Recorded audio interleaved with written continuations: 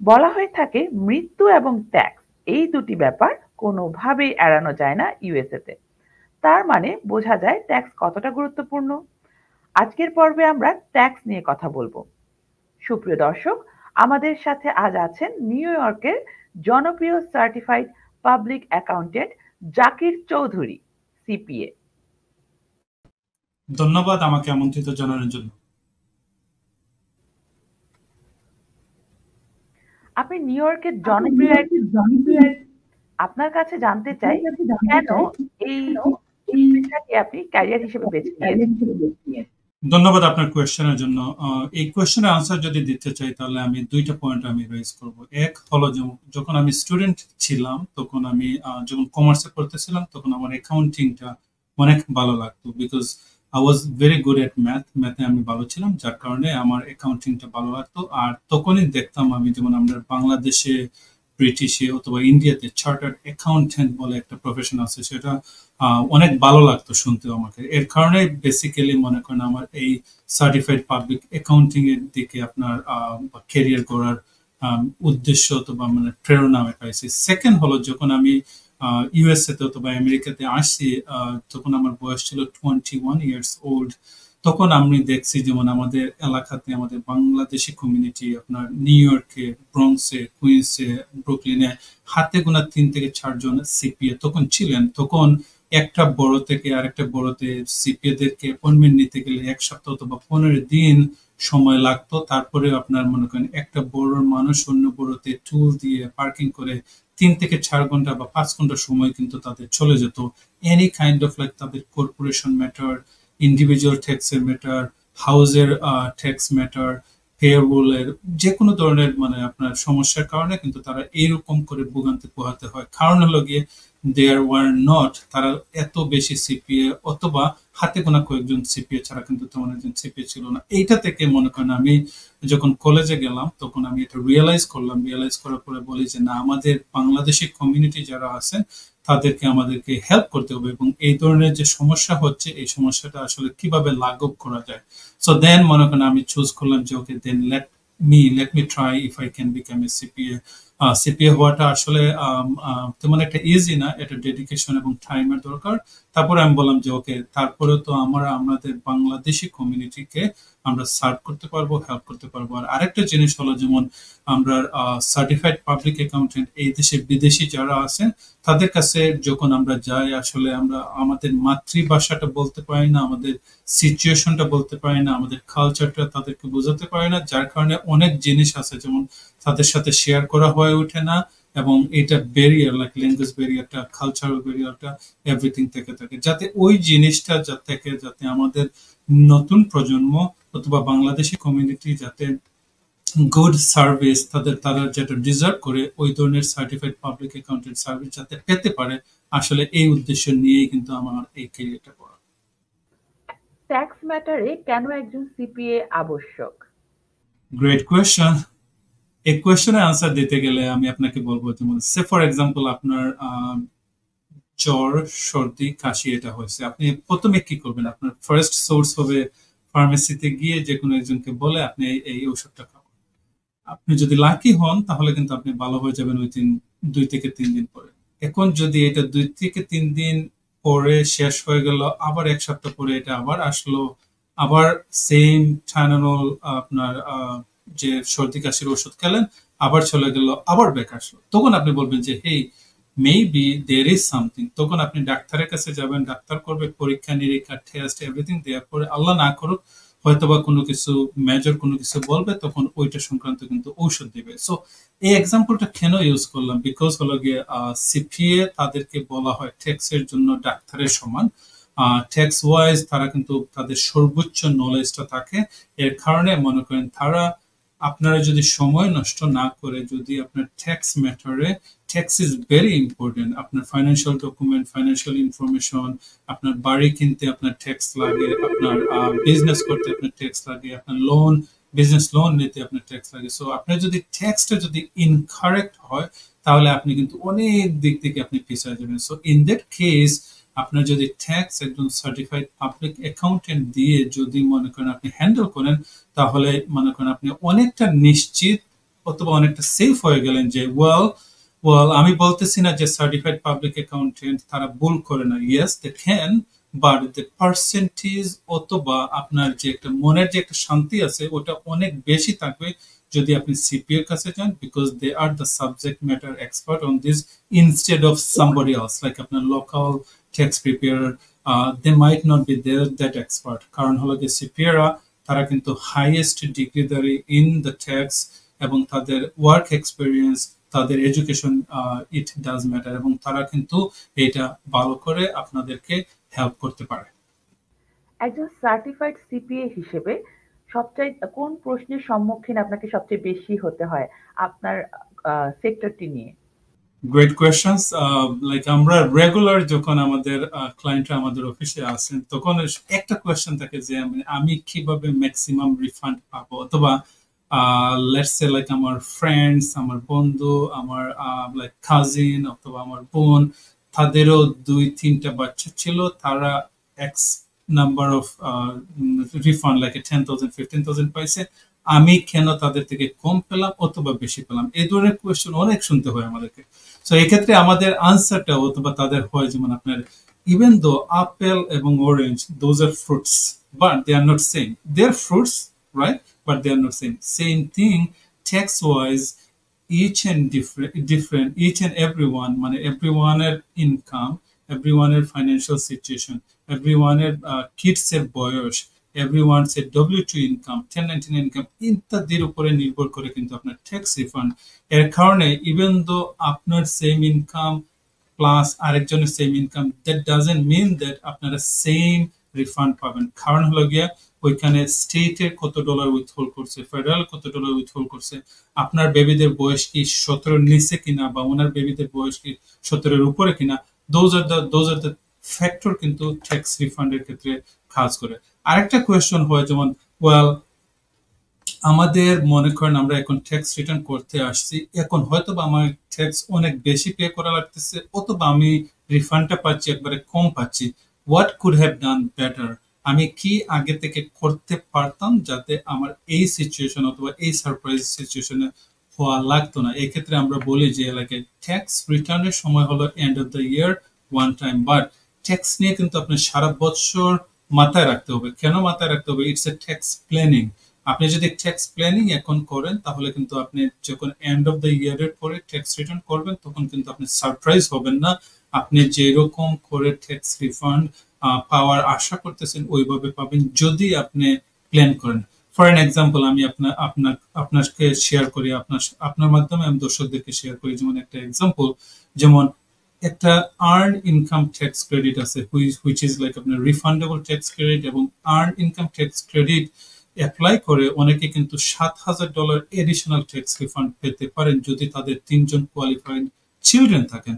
But এই ক্ষেত্রে একটা ইনকামের লিমিটেশন আছে, সো ওই ইনকামের যদি আপনি ক্রস করে ফেলেন even for a single dollar, তাহলে কিন্তু আপনি এই আর্ন ইনকাম ক্রেডিটের জন্য আপনি অ্যাপ্লাই করতে পারবেন না, কারণ you are not qualified any মোর।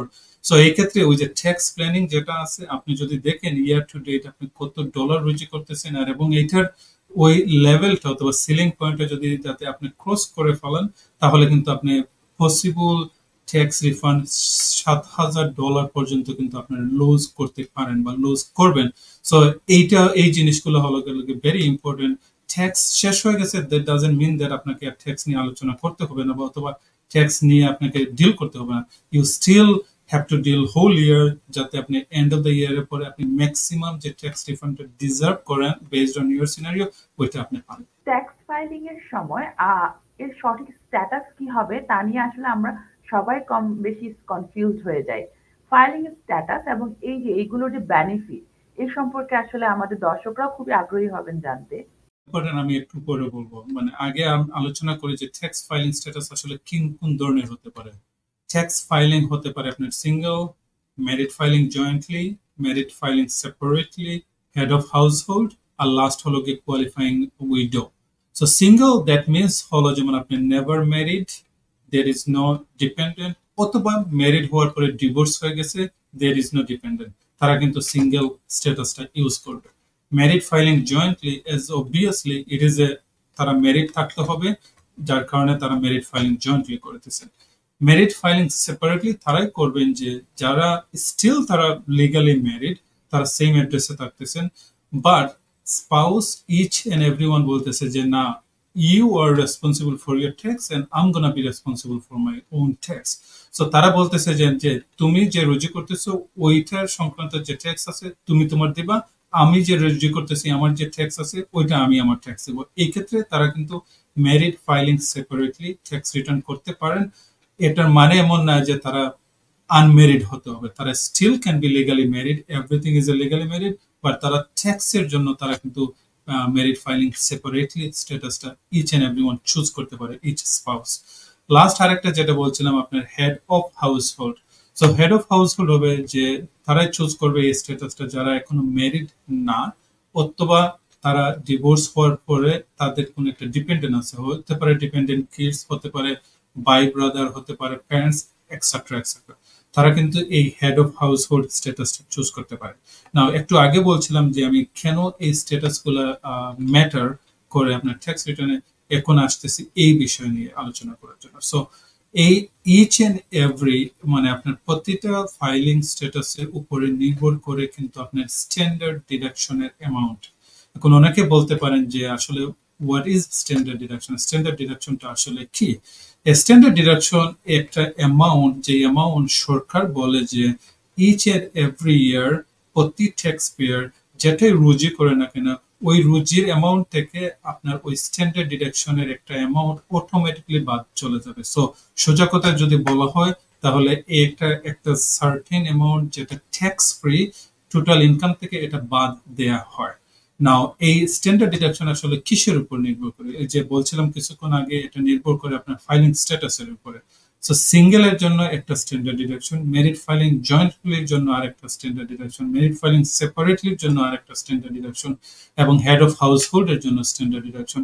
আরেকটা কথা আমি বলে রাখি, যেমন এই স্ট্যান্ডার্ড ডিডাকশনটা অ্যামাউন্ট আসলে ধনী গরিব প্রেসিডেন্ট নর্মাল ওয়ার্কার কোনো কিছুর উপরে কিন্তু নির্ভর করে না। Everyone is the same number, তাদের based on their filing status কিন্তু সেম নাম্বার তারা কিন্তু তাদের ট্যাক্স রিটার্নে আপনার বিযোজন করতে পারে বা বিয়োগ করতে পারে। এর জন্য এটার নাম বলা হয় যেমন standard deduction, standard for everyone.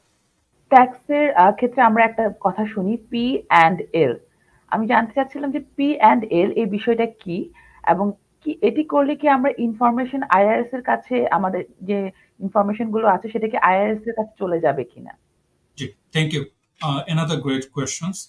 So P&L, like এটা যদি আপনার ফুল নামটা দেখেন, এটা হলো profit and loss, right?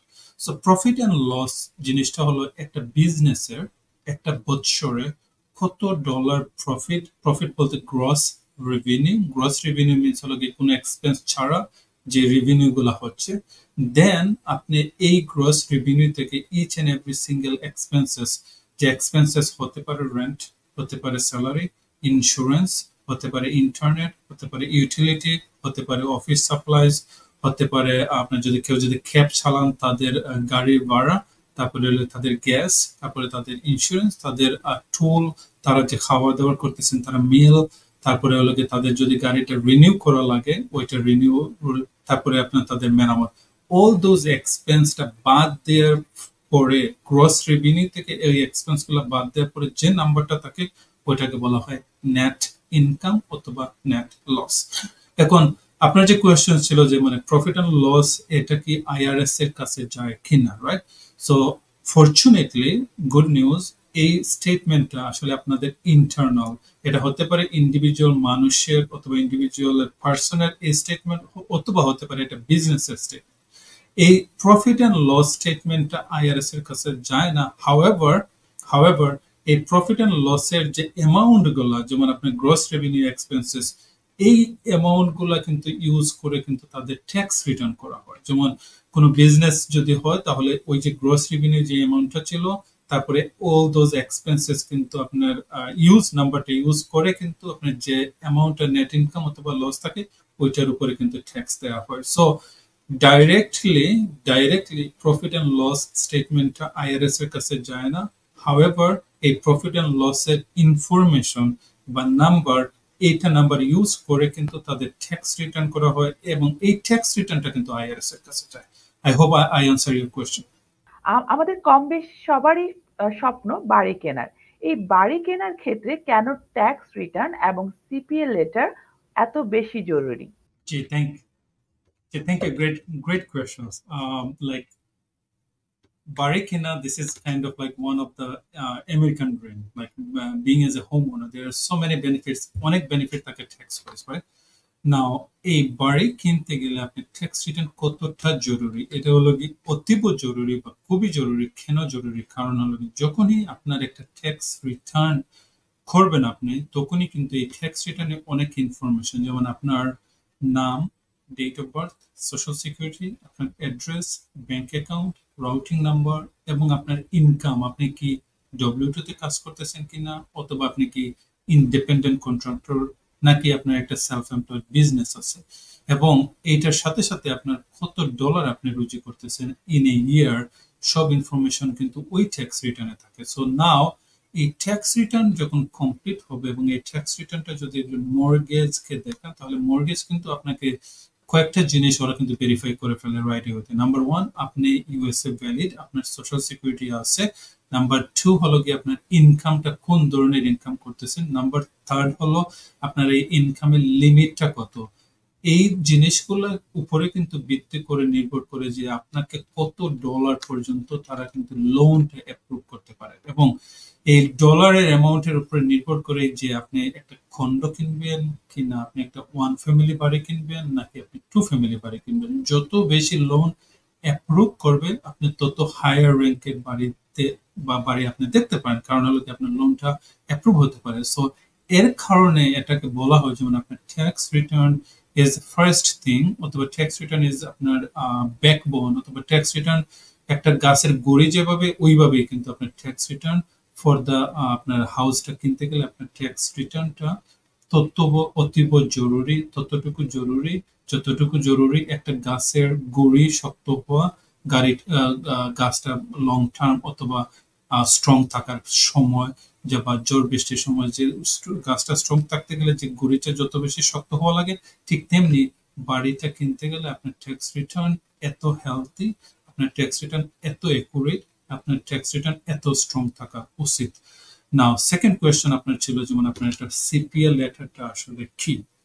Again CPL letter মানে কি, আপনার সিপিএল একটা লেটার দিবে সোজা কোথায় যেটা বলা হয়, রাইট? বাট এটাতে ডিফারেন্সটা আসলে কি, রাইট? অথবা এটার ভিতরে কি কি থাকে। সিপিএল লেটার একটা লেটার, যে লেটারে সিপিএল নাম, CPL licence number, CPL address, email address, phone number, contact information, everything থাকবে।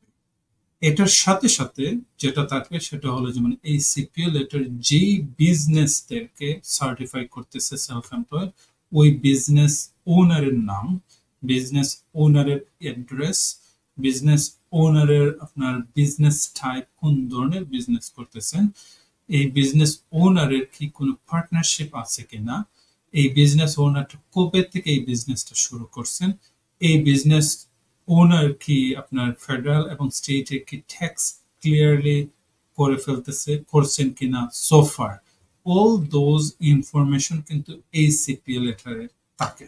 নাও এখন আপনি বলতে পারেন যে কে needed, who needed the CPL letter, এবং কোন সময় এই সিপিএল লেটারটা দরকার হয়।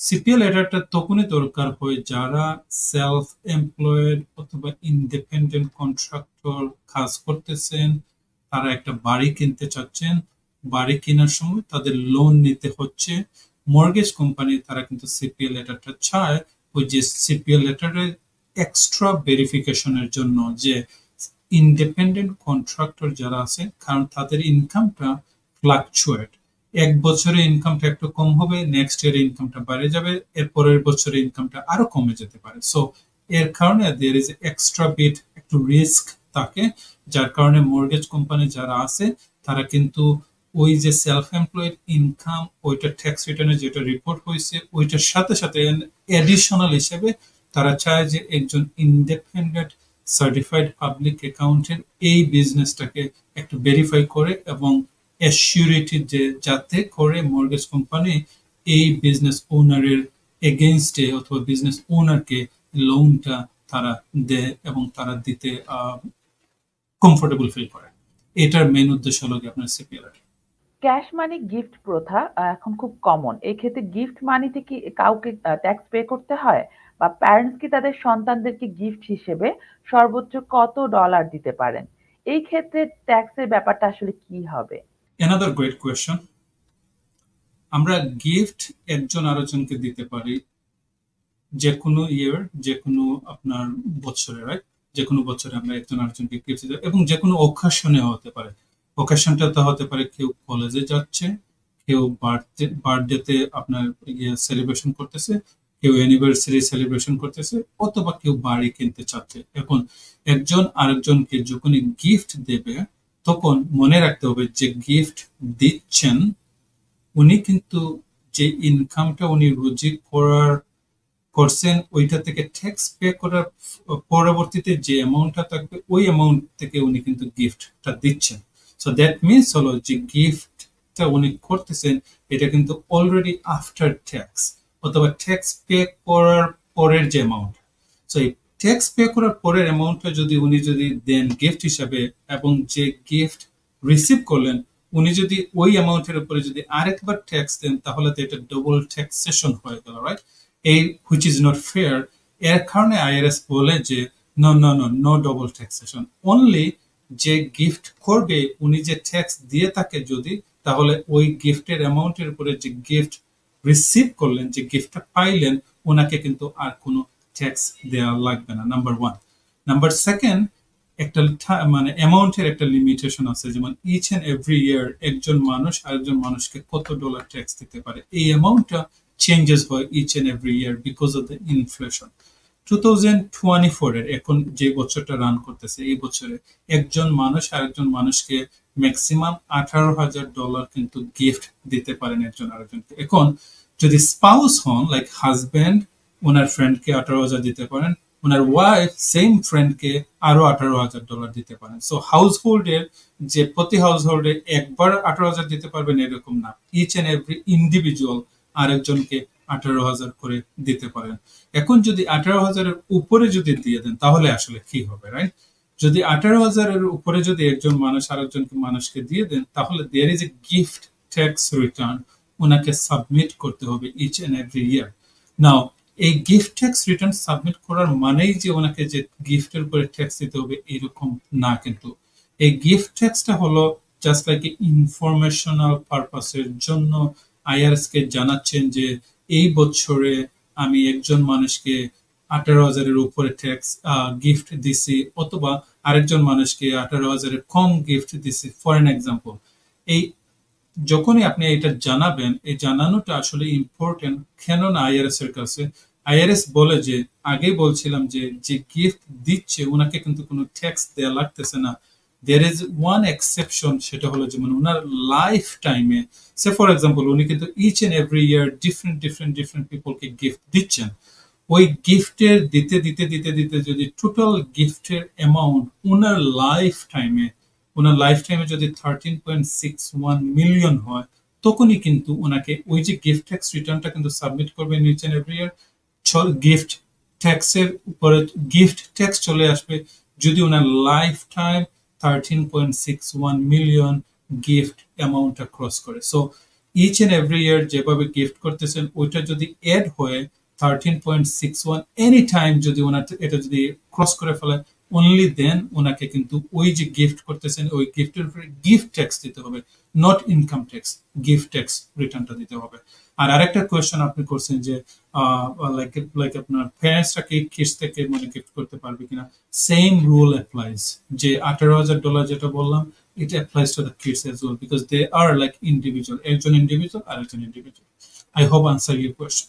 এই পর্যায়ে আমি আসলে জানতে চাচ্ছি যে অনেক সময় আমরা দেখি ক্যাশে বাড়ি কিনে পরে আইআরএস এর কাছ থেকে বেশ বড় অঙ্কের পেনাল্টি পেতে হয়, এমনকি বাড়ি পর্যন্ত সিলগালা করে দেয়া হয়। এই ক্ষেত্রে যাদের ক্যাশ মানি আছে তারা কি করে বাড়ি ফুল ক্যাশে কোনো ঝামেলা ছাড়াই কিনতে পারেন? তারা কি করে ট্যাক্সের এই ব্যাপারগুলো সমাধান করতে পারেন? ধন্যবাদ আপনার কোয়েশ্চেনের জন্য। আপনি ক্যাশে বাড়ি কিনেন অথবা আপনি মর্গেজে বাড়ি কিনেন, কোনোটাই কোনো সমস্যা হবে না আনলেস আপনি ট্যাক্স রিটার্ন করেন অ্যাকুরেটলি। আমি অ্যাকুরেটলি বলতে কি বোঝাতে চাচ্ছি, যদি আপনার ক্যাশ ইনকাম থাকে, আপনি যদি ওই ক্যাশ ইনকামটা ট্যাক্স রিটার্নে রিপোর্ট করেন এবং ওই রিপোর্ট করার ফলে যে ট্যাক্স আসবে ওটা ফেডারেল হোক স্টেট হোক যদি আপনি দিয়ে দেন, ক্লিয়ার হয়ে যান, দেন আপনি ওই ক্যাশ ইনকাম দিয়ে যদি আপনি বাড়ি কিনেন, IRS has no problem. IRS আপনাকে কখনো কোনো প্রবলেম করবে না। হাউএভার, সে ফর এক্সাম্পল আপনার ক্যাশ ইনকাম আছে, আপনি কিন্তু আপনার ইনকাম ট্যাক্স এটা রিপোর্ট করতেছেন না, আপনি ইনকাম দেখাইছেন খুবই মিনিমাম, খুবই লো ক্যাশ ইনকাম, ট্যাক্স রিটার্ন করার পরবর্তীতে আপনি কিন্তু একটা হিউজ $1,000,000 বাড়ি কিন্তু আপনি ক্যাশে নিয়ে নিলেন, তখন কিন্তু আইআরএস আসলে আপনার পিছনে লাগবে, যে বলবে যে ওয়েল, এই পার্সন ট্যাক্স রিটার্ন করছে অনলি $20,000, দেন হাউ কাম উনি $1,000,000 বাড়ি ক্যাশে কিনে, maybe there is something wrong. তখন কিন্তু তারা ইনভেস্টিগেশন করে দেখে যদি দেখে যে উনি ইনকাম হাইড করছেন, তখন কিন্তু ওই ইনকাম হাইডের উপরে IRS penalty, interest etcetera etcetera কিন্তু আপনার বিল দিয়ে দেয়। সো কিপ ইন মাইন্ড, যারাই ক্যাশে আপনার রুজি করতেছেন বা ক্যাশে বাড়ি কিনবেন, দেয়ার ইজ নাথিং রং। কারণ হলো ক্যাশে যদি বাড়ি কিনেন তাহলে আপনি অনেক এক্সপেন্সটা আপনার কিন্তু লোয়ার হয়ে যাবে, মান্থলি কোনো মর্গেজ থাকবে না, আপনি কিন্তু ইন্টারেস্ট দেওয়া লাগতেছে না, there is so much easier for you. But as long as আপনি যদি আপনার ট্যাক্স ক্লিয়ার করেন, ট্যাক্স যেটা দেওয়ার কথা ছিল লাইবিলিটি ফেডারেল অথবা স্টেটে, যদি ওটা যদি ক্লিয়ার করেন আর ওই ইনকামটা যদি আপনি ইনকাম ট্যাক্সে রিপোর্ট করেন, then you should be fine. আপনার কোনো চিন্তাই করা লাগবে না, কোনো কিছু ওয়ারি করা লাগবে না, বিকজ আইআরএস এর যে দেনা ছিল ওটা কিন্তু আপনি দিয়ে দিয়েছেন। আর আপনি যদি না দেন, then you know what could be the reason. অনেকে এখন নতুন বাড়ি করার পরে সোলার প্যানেল লাগাচ্ছে। এই ক্ষেত্রে এই সোলার প্যানেল ক্রেডিটটা আসলে কি? ধন্যবাদ। সোলার এনার্জি ক্রেডিট, এটাকে বলা হয় সোলার এনার্জি ক্রেডিট। গভর্নমেন্ট চাচ্ছে যে প্রতিটা বাড়িতে যদি সোলার লাগানো হয় তাহলে আপনার ইলেকট্রিসিটির উপরে আপনার একটু চাপ কমবে, পরিবেশ বান্ধব হবে, মানুষের অনেক দূষণটা কমে যাবে। এটাই হলো কি মেইন উদ্দেশ্য। এটার কারণে যারাই কিন্তু আপনার বাড়িতে সোলার প্যানেল লাগাচ্ছেন, ওই প্যানেলের এগেইনস্টে কিন্তু তাদেরকে একটা এনার্জি ক্রেডিটটা দেওয়া হয় যখন তারা ট্যাক্স রিটার্ন করে। ট্যাক্স রিটার্ন না করলে কিন্তু এই ক্রেডিটটা পাবেন না। নাও এই ক্রেডিটটা আসলে একটু ডিফারেন্ট ভাবে আমাদেরকে থিঙ্ক করতে হবে। যেমন there are two types of credit, একটা হলো কি রিফান্ডেবল, যেটা ফেরতযোগ্য ক্রেডিট, আর একটা হলো অফেরতযোগ্য ক্রেডিট।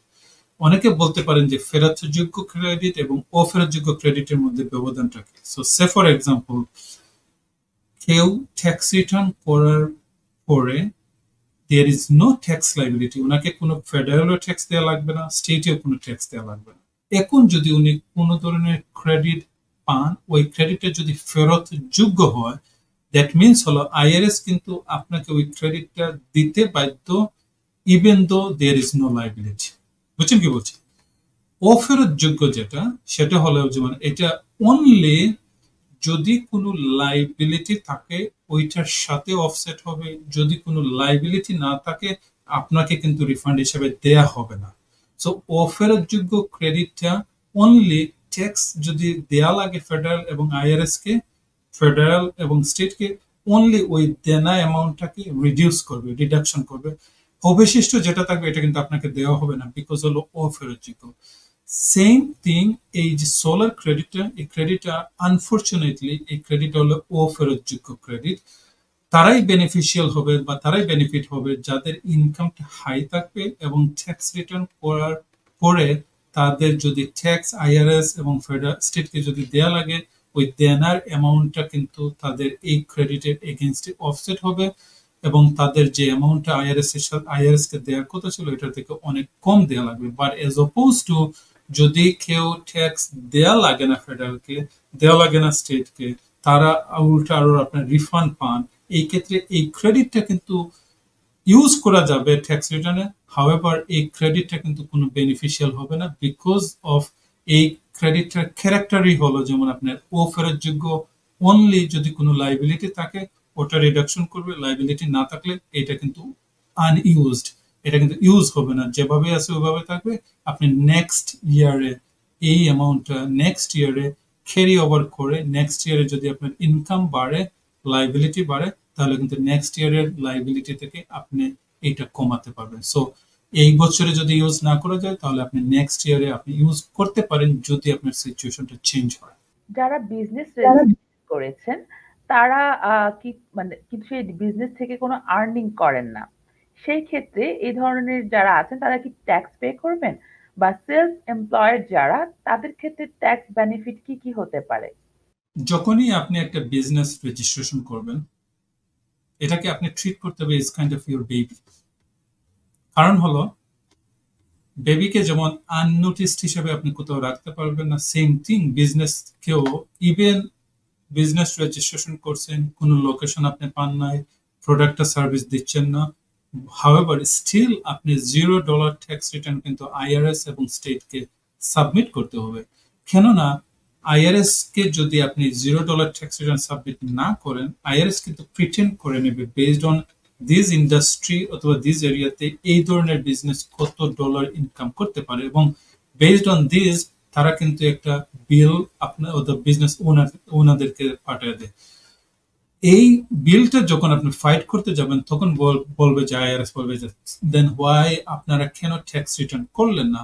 অনেকে আমাদের বাংলাদেশি ওনার বিজনেস ওনার তারা বলেন যে আমি বিজনেস রেজিস্ট্রেশন করতেছি, আমি বিজনেস তো করি নাই, আমি তো ফিজিক্যাল অফিস আমি নেই নাই, বা আমি তো কোনো প্রোডাক্ট ও সার্ভিস নেই, তাহলে আমাকে কেন ট্যাক্স দিতে হবে বা কেন ট্যাক্স ফাইল করতে হবে।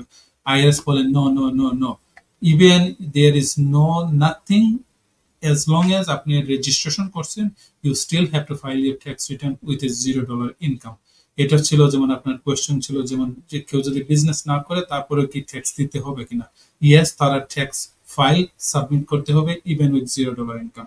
নেক্সট যেটা আপনি বলছিলেন যে সেলফ এমপ্লয়েড এর ক্ষেত্রে ট্যাক্স বেনিফিট কি কি হতে পারে। There are so many tax benefit for the self-employed, also for the business owner.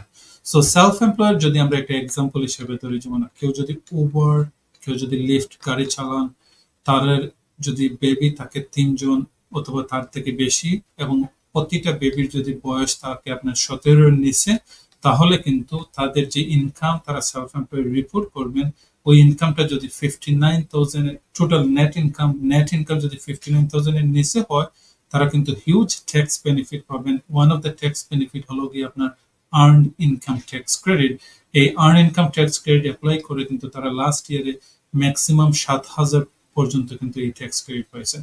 সাথে সাথে তারা কিন্তু আরো লাইক চাইল্ড ট্যাক্স ক্রেডিট পেতে পারেন।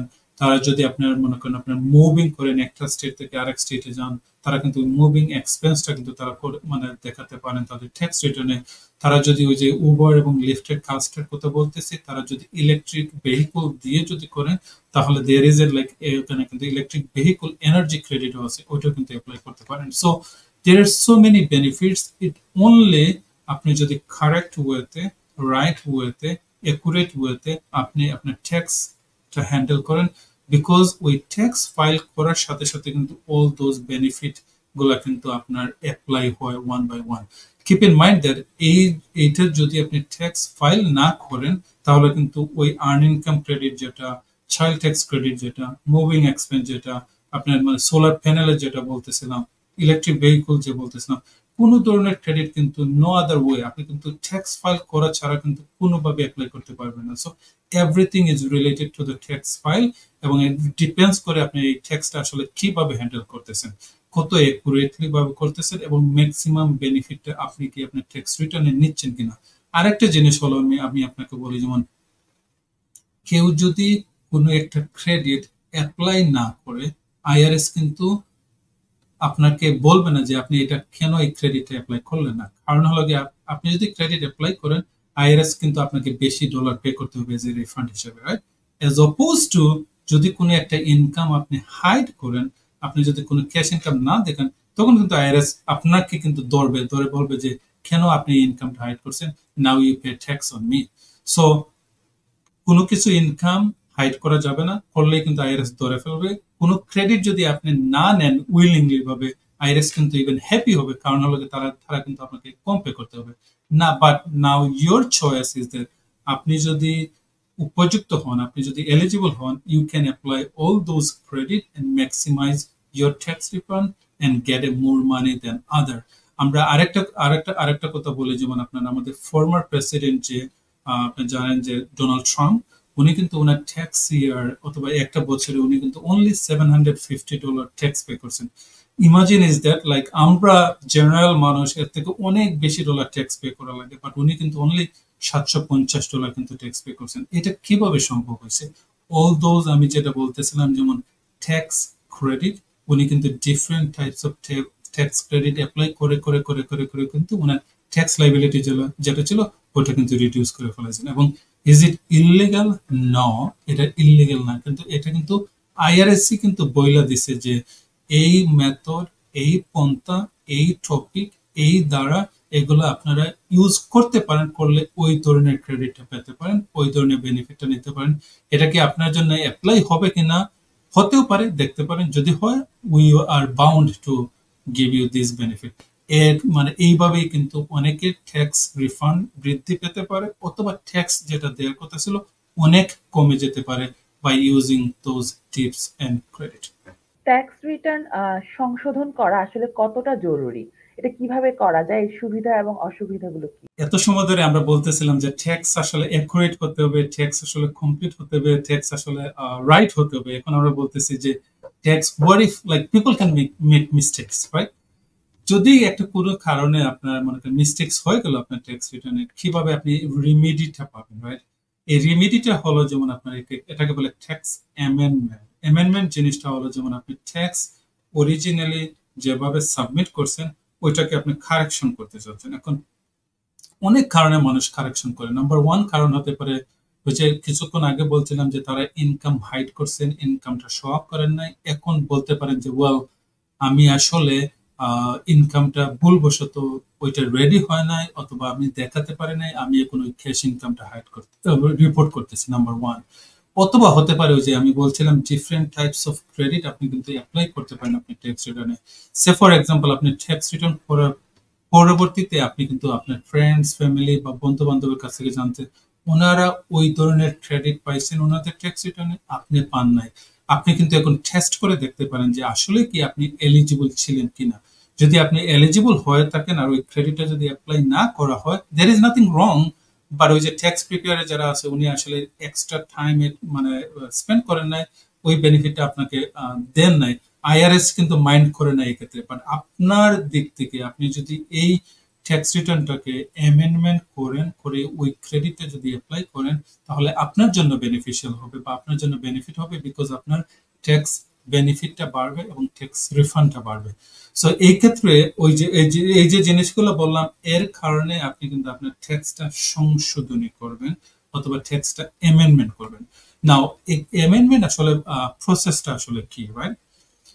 আইআরএস বলে যে আপনার ট্যাক্স রিটার্ন সাবমিট করার পরের দিনও কিন্তু আপনি চাইলে কিন্তু, যদি মনে করেন কালকে যে আমার একটা ডব্লিউটি মিসিং ছিল, আমি আসলে ডব্লিউটি এড করে নিই, আপনি কিন্তু কালকে পরের দিন কিন্তু আপনি আবার ওই ট্যাক্স রিটার্নকে ওই ডব্লিউটিটা এড করে আপনি কিন্তু অ্যামেন্ডমেন্ট করে ফেলতে পারেন। So there is no time যে আমাকে 1 মাস, 1 বছরের ভিতরে, 2 বছরের ভিতরে বা 3 বছরের ভিতরে করতে হবে, এরকম কোনো টাইম লিমিটেশন নাই। যখনই আপনি জানবেন যে আপনার ওই বছরের ট্যাক্সের কিছু একটা জিনিস মিসিং ছিল, এখানে অ্যামেন্ড ইট। হাউএভার টাইমের ক্ষেত্রে একটা জিনিস কিপ ইন মাইন্ড আপনাকে রাখতে হবে। সে ফর এক্সাম্পল, আপনি অরিজিনাল ট্যাক্স রিটার্নের যে অ্যামাউন্টটা রিফান্ডটা ছিল, আপনি যদি অ্যামেন্ডমেন্ট করেন তাহলে কিন্তু আপনার ওই রিফান্ড অ্যামাউন্টটা ইনক্রিজ হবে। মিনিং হলো অ্যামেন্ডমেন্ট করলে আপনি এক্সট্রা রিফান্ড পাবেন। এই ক্ষেত্রে আইআরএস বলে যে দেয়ার ইজ এ লিমিটেশন, যে আপনি 3 বছরের অধিক, 3 বছরের পিছনের কোনো ট্যাক্স অ্যামেন্ডমেন্ট করে যদি কোনো রিফান্ড ক্লেম করেন, আমরা দেব না। আমরা অনলি ওই 3 বছরের ভিতরে যদি কোনো ট্যাক্স অ্যামেন্ডমেন্ট করেন এবং এটা যদি এক্সট্রা রিফান্ড হয়, অনলি আমরা কিন্তু রিফান্ডটা ব্যাক করব। 3 বছরের পুরাতন কোনো ট্যাক্স যদি আপনি অ্যামেন্ডমেন্ট করে আপনি যদি রিফান্ড এক্সট্রা ক্লেম করেন আমাদের কাছ থেকে, আইআরএস বলবে না, we are not gonna give it because it is more than 3 years. But আপনি যদি ট্যাক্স অ্যামেন্ডমেন্ট করার ফলে আপনি যদি ট্যাক্স রিফান্ড পাওয়ার থেকে আপনি যদি ট্যাক্স দেয়া লাগে ওদেরকে, এই ক্ষেত্রে কিন্তু 3 বছর কোনো রুল নাই। এটা যদি ইভেন 10 ইয়ার্স ব্যাকই হয়, স্টিল আপনাকে কিন্তু ওই অ্যামেন্ডমেন্ট ট্যাক্স রিটার্ন করতে হবে এবং আপনার যে ট্যাক্স লাইবিলিটি আছে রিগার্ডলেস অফ দ্য টাইমিং আপনাকে কিন্তু পে করতেই হবে যদি না করেন আইআরএস কিন্তু আপনাকে ধরবে এবং আইআরএস কিন্তু আপনার ওয়েজ গার্নিশমেন্ট করতে পারে, আপনার ব্যাংক অ্যাকাউন্ট ফ্রিজ করতে পারে, আপনার যে জায়গাতে কাজ করতেছেন তারা আপনি যে পেমেন্ট পাচ্ছেন ওইখান থেকে কিন্তু একটা অংশ আপনাকে নিয়ে নিতে পারে বা নিয়ে দিয়ে দিতে পারে, ব্যাংক অ্যাকাউন্ট ওরা ফ্রিজ করে ফেলতে পারে। সো এই জিনিসগুলো ছিল আপনার ট্যাক্স অ্যামেন্ডমেন্ট সংক্রান্ত। কখন, কিভাবে, কেন আপনি ট্যাক্স অ্যামেন্ডমেন্ট করবেন, করলে সুবিধা কি এবং অসুবিধা কি। ইন্টারন্যাশনাল স্টুডেন্ট যারা ইউএস এর বিভিন্ন ইউনিভার্সিটি বা কলেজে পড়াশোনা করছে, ট্যাক্স রিটার্ন ফাইল যখন তারা করবেন সেই ক্ষেত্রে তারা কি কোনো ক্রেডিট পাচ্ছে?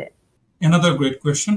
যদি ইন্টারন্যাশনাল স্টুডেন্ট হন, তাদের যদি ভিসা টাইপে যদি কোনো প্রবলেম বা কোনো রেস্ট্রিকশন না থাকে, তারা যদি আপনার ক্যাম্পাসে কাজ করতে পারে অথবা ক্যাম্পাসের বাইরে করতে পারে, ক্যাশে করতে পারেন অথবা ডব্লিউটি তে করতে পারেন, তারা কিন্তু ট্রিট করা হবে তারা এখানে নর্মাল রেসিডেন্টের মতো ট্যাক্স পারপাসে, ইনকাম ট্যাক্স পারপাসে, নট ইমিগ্রেশন পারপাসে। ইনকাম ট্যাক্স পারপাসে তারা কিন্তু তাদেরকে ট্রিট করা হবে এ দেশের রেসিডেন্ট হিসাবে, এবং ওই রেসিডেন্ট হিসাবে তাদের ডব্লিউ2 ইনকাম হোক এবং ক্যাশ ইনকাম হোক, নর্মাল পার্সন যেভাবে রিপোর্ট করে তারা কিন্তু ওইভাবে রিপোর্ট করবে, এবং রিপোর্ট করার ফলে তারা যে বেনিফিট গুলো আছে, আর্ন ইনকাম ক্রেডিট আছে, স্টুডেন্ট ট্যাক্স ক্রেডিট আছে, আপনার চাইল্ড যদি থেকে থাকে চাইল্ড ট্যাক্স ক্রেডিট আছে, everything they will be eligible. তারা কিন্তু এলিজিবল থাকবে ওই ধরনের ক্রেডিট পেতে, আনলেস তাদের ভিসা টাইপে বলে যে না, you can not file a US income tax return. যদি এরকম করে কোনো বাধ্যবাধকতা না থেকে থাকে, অল স্টুডেন্ট যারা এখানে আছে তারা লোকাল রেসিডেন্টের মতোই অনলি ফর দ্য ট্যাক্স পারপাসে তারা ট্যাক্স রিটার্ন করবে এবং অল ধরনের বেনিফিটটা পাবে। জুন মাসের প্রায় শেষ সময়ে চলে এসেছি আমরা। যারা এপ্রিলের 15 তারিখের মধ্যে ট্যাক্স ফাইল করেননি এবং যারা এখনো করেননি তাদের কি করণীয়? তারা কি করে এই জরিমানা এড়াতে পারেন? জি, সো কোনো কারণে যদি আপনি ট্যাক্স ডেডলাইন মিট করতে না পারেন, তাহলে আপনার ফাইল ইউর ট্যাক্সটা ফাইল করবেন অ্যাজ সুন অ্যাজ পসিবল। কেননা যদি মনে করেন আপনি ট্যাক্স রিটার্ন করার পরে আপনাকে ফেডারেল এবং স্টেটকে ট্যাক্স দিতে হয়, এই ক্ষেত্রে কিন্তু আপনার পেনাল্টি এবং ইন্টারেস্ট চার্জ করা শুরু হয়ে যায় আফটার এপ্রিল 15 এর পর থেকে। After April 15 each and every day আপনাকে পেনাল্টি এবং ইন্টারেস্ট ওরা অ্যাড করে ফেলে। সো এটা অ্যাভয়েড করবেন কিভাবে? অ্যাভয়েড করবেন ওইভাবে যে ফাইল আপনার ট্যাক্স রিটার্নটা যত তাড়াতাড়ি সম্ভব তত তাড়াতাড়ি সাবমিট করা। তখন করলে হবে কি যে আপনার পেনাল্টি এবং ফাইনের অ্যামাউন্টটা কমবে।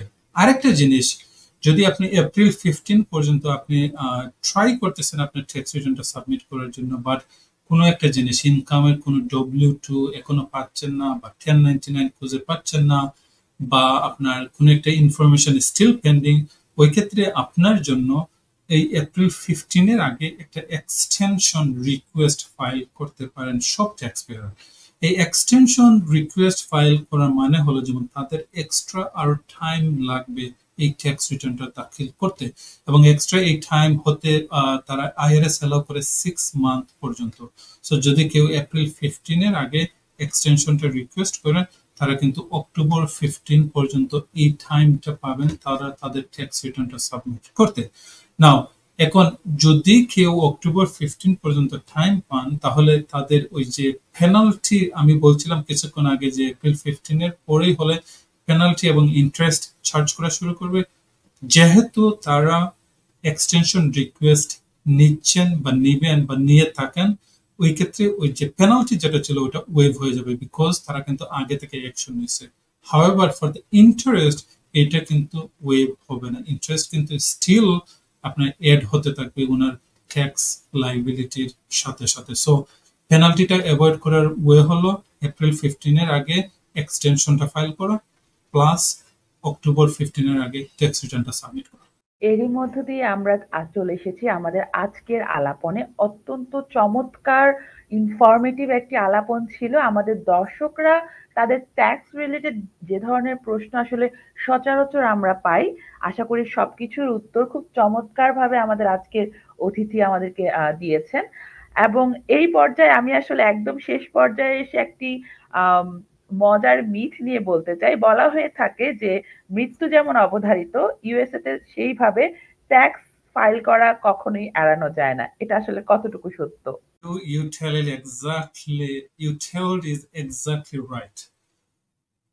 মৃত্যু এবং ট্যাক্স এই দুইটা জিনিস আসলে আমরা এখানে কেউ অ্যাভয়েড করতে পারি না।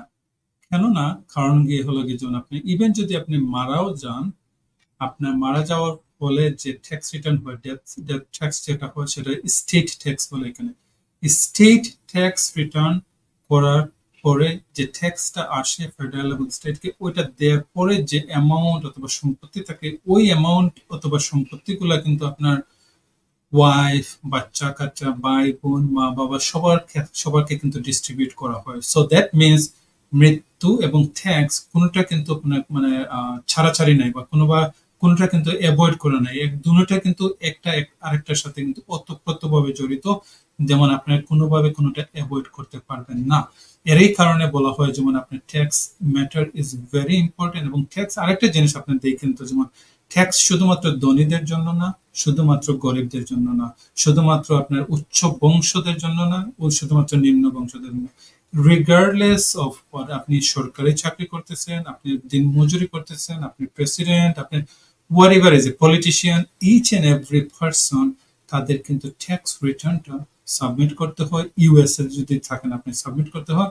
এটা করার কারণে একটা বেনিফিট আপনি দেখবেন যে যারা লোয়ার ইনকাম আছে তারা কিন্তু ট্যাক্স রিটার্ন করার ফলে তারা কিন্তু একটা ট্যাক্স রিফান্ড অথবা একটা বেনিফিটটা পান, এজ অপোজ টু যারা হায়ার ইনকাম আছে তারা কিন্তু এই ট্যাক্সটা তাদেরকে দেয়া লাগে। সো গভর্নমেন্ট এক গ্রুপের মানুষের কাছ থেকে কালেকশন করে কিছু ওদের ডিফারেন্ট টাইপস অফ প্রোগ্রামের জন্য ইউজ করে, বাকি যেটা আছে সেটা নিম্ন আপনার ইনকাম যারা আছে তাদের সাথে ডিস্ট্রিবিউট করে, যাতে সমাজের ইকুইলিব্রিয়াম বা ইকুয়াল সিচুয়েশনটা ক্রিয়েট করতে পারে। সো ওয়ান গ্রুপ তারা ট্যাক্স দেয়, আরেক গ্রুপ তারা ট্যাক্স রিফান্ড পায়। এর কারণে আপনার এই ট্যাক্স সিস্টেমটা এভাবে এমন ভাবে করা হয়েছে যে আপনারা কখনো এটা ট্যাক্স অ্যাভয়েড করতে পারবেন না, রিগার্ডলেস অফ ইউর স্ট্যাটাস। এবং ইভেন প্রেসিডেন্টও কিন্তু, আইআরএস কিন্তু প্রেসিডেন্টদেরকেও কিন্তু আপনার তলব করে যে কোনো কারণে যদি তারা ট্যাক্স ফাঁকি দেন অথবা ট্যাক্স না দেন।